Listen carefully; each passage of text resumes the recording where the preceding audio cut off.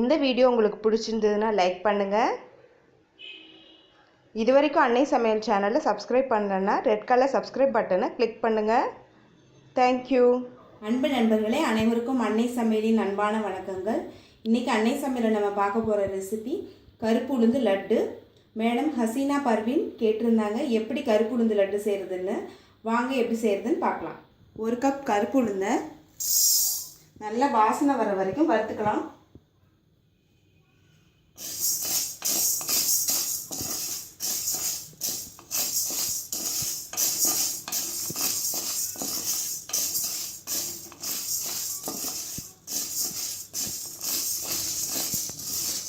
இப்போ உளுந்து நல்ல வாசனை வந்துருச்சு பாருங்கள். கலரும் நல்லா கருப்பாக மாறிடுச்சு. இப்போ இதை நல்லா ஆற வச்சு மிக்சியில் நைஸாக அரைச்சிக்கலாம். கருப்பு உளுந்து இது மாதிரி நைஸாக அரைச்சிக்கோங்க. அடுத்து 1.5 கப் நாட்டு சர்க்கரையை அரைச்சிக்க போகிறோம். நாட்டு சர்க்கரை லேசாக கொரன்னு இருக்கனால மிக்சியில் லேசாக அரைச்சிக்கலாம். நாட்டு சர்க்கரையும் இது மாதிரி நைஸாக அரைச்சி வச்சுக்கோங்க.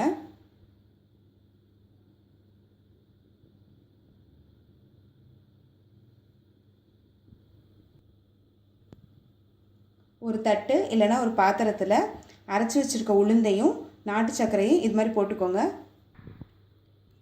இப்போ ஒரு கடாயில் தேவையான அளவு நெய் ஊற்றிக்கோங்க. இப்போ முந்திரியும் பாதாமையும் போட்டு வறுத்துக்கலாம்.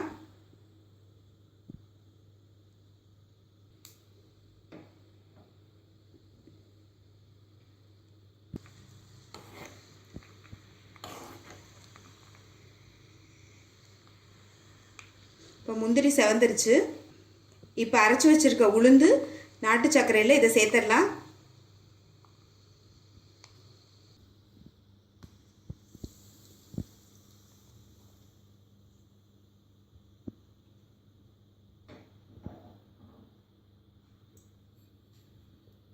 இப்போ ஏலக்காய் பொடியை இதில் போட்டுக்கோங்க.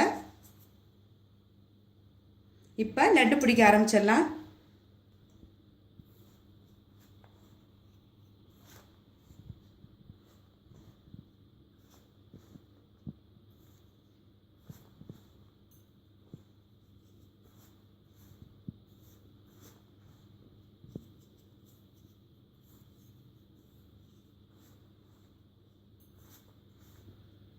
இது மாதிரி கட்டி இல்லாமல் மாவை நல்லா மிக்ஸ் பண்ணிக்கோங்க.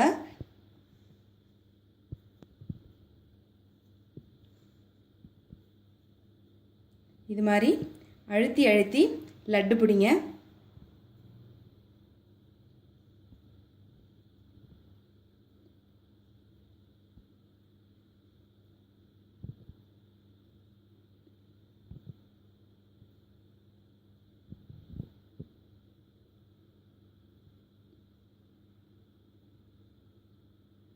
பாருங்கள்,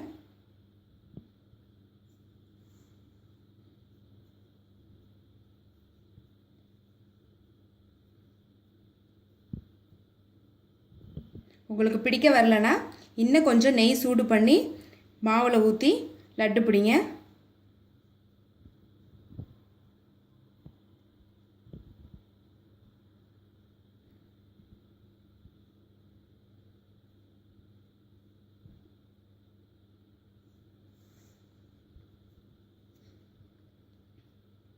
மாவு சூடாக இருக்கும் போதே தான் லட்டு பிடிக்க முடியும்.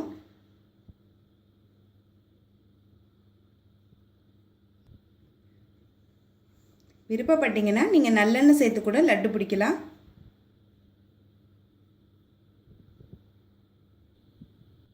இப்போ எல்லா மாவையும் லட்டாக பிடிச்சாச்சு. வாங்க சர்வ் பண்ணிடலாம். இப்போ சுவையான சத்தான கருப்பு உளுந்து லட்டு ரெடி ஆகிடுச்சு. இது சுலபமாக செய்யக்கூடிய ரெசிபி. ஒரு 15 நிமிஷத்துலேயே நீங்கள் செஞ்சிடலாம். ஏற்கனவே கருப்பு உளுந்தங்களி வீடியோவில் சொன்ன மாதிரி தான் கருப்பு உளுந்து உடம்புக்கு ரொம்ப நல்லது. குறிப்பாக பெண்களுக்கு, உங்கள் பெண் குழந்தைங்களுக்கு அடிக்கடி செஞ்சு கொடுங்க. அவங்க கர்ப்பப்பை, இடுப்பு எலும்புக்கு ரொம்ப ரொம்ப நல்லது. ரெசிபி பிடிச்சிருந்ததுன்னா வீடியோவை லைக் பண்ணுங்கள், கமெண்ட் பண்ணுங்கள், ஷேர் பண்ணுங்கள். இது வரைக்கும் அன்னை சமையல் சேனலை சப்ஸ்கிரைப் பண்ணலைன்னா சப்ஸ்கிரைப் பண்ணுங்கள். தேங்க்யூ.